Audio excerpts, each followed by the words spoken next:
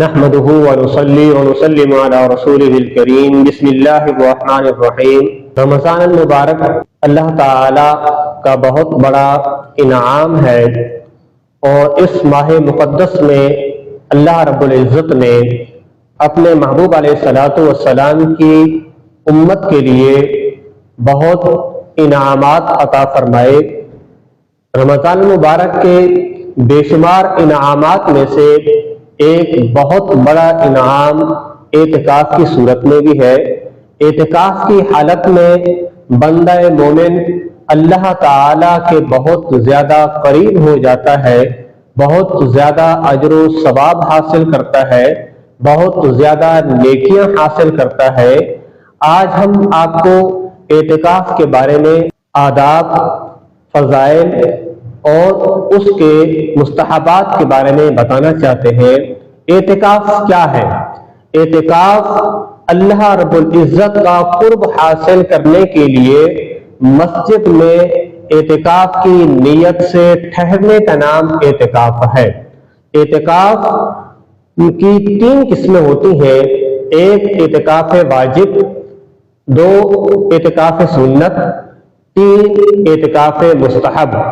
اعتکاف واجب یہ ہے کہ کسی شخص نے اللہ رب العزت کے لیے یہ نظر مانی ہو، یہ منت مانی ہو کہ میں اللہ رب العزت کا قرب حاصل کرنے کے لیے اتنے دن کا اعتکاف کروں گا، یا اگر میرا کوئی فلاں کام ہو جائے تو میں اللہ کے لیے اتنے دن کا اعتکاف کروں گا۔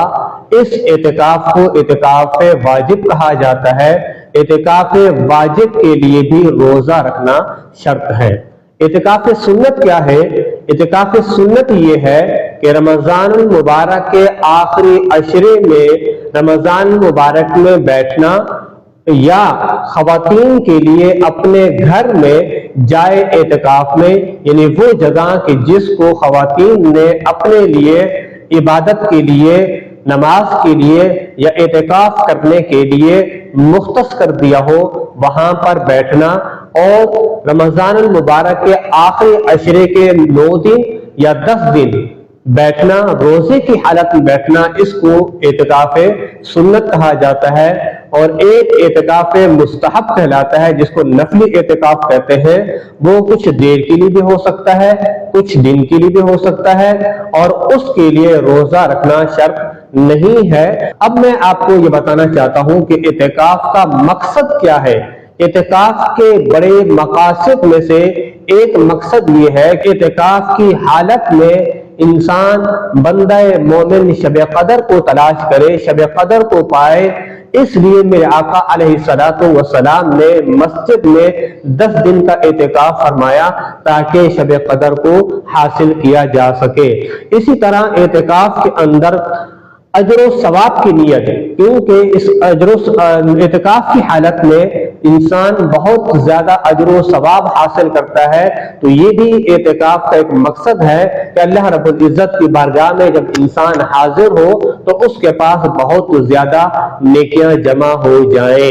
رسول پاک صلی اللہ علیہ وسلم نے ارشاد فرمایا کہ معتکف اعتکاف کے دوران گناہوں سے باز رہتا ہے، اور اس کے لیے ناکردہ نیکیوں کا ثواب بھی جاری ہو جاتا ہے، یعنی ان نیکیوں کا اجر و ثواب بھی اس کو ملتا ہے کہ جو وہ غیر اعتکاف کی حالت میں وہ نیکیاں انجام دیتا ہے، لیکن چونکہ وہ اعتکاف کی حالت میں ہے تو وہ نیکیاں انجام نہیں دے سکتا، تو اللہ رب العزت اعتکاف کی برکت سے اس کو ان نیکیوں کا اجر و ثواب بھی عطا فرما دیتا ہے، اس کے نامہ اعمال میں وہ ثواب بھی لکھا جاتا ہے۔ مثال کے طور پر اگر کوئی شخص مریض کی عیادت کرتا ہے، یا وہ اپنے مسلمان بھائیوں کی عیادت کرتا ہے، یا وہ نماز جنازہ میں شریک ہوتا ہے، یا وہ لوگوں کے پاس جا کر ان کو صدقہ و خیرات دیتا ہے، تو یہ وہ نیکیاں ہیں کہ جو مسجد میں بیٹھنے کی وجہ سے، مسجد میں ٹھہرنے کی وجہ سے وہ یہ نیکیاں انجام نہیں دے سکتا۔ تو اللہ رب العزت اعتکاف کی حالت میں اس کو ان نیکیوں کا اجر و ثواب بھی عطا فرما دیتا ہے۔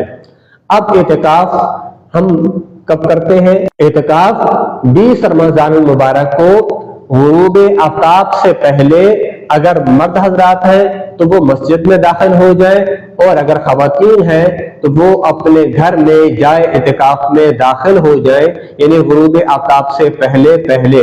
اور اسی طرح 29 رمضان المبارک کو اگر چاند نظر آ جاتا ہے تو چاند نظر آنے کے بعد، اور اگر چاند نظر نہیں آتا تو 30 رمضان مبارک مکمل کر کے پھر غروب آفتاب کے بعد وہ اعتکاف سے باہر نکل سکتا ہے۔ دعا ہے اللہ رب العزت سے، اللہ رب العزت ہم سب کو اعتکاف کرنے کی اور اعتکاف کے مقصد کو حاصل کرنے کی اور اعتکاف کی روح پر عمل کرنے کی ہم سب کو توفیق عطا فرمائے۔ وآخر دعوانا ان الحمد للہ رب العالمین۔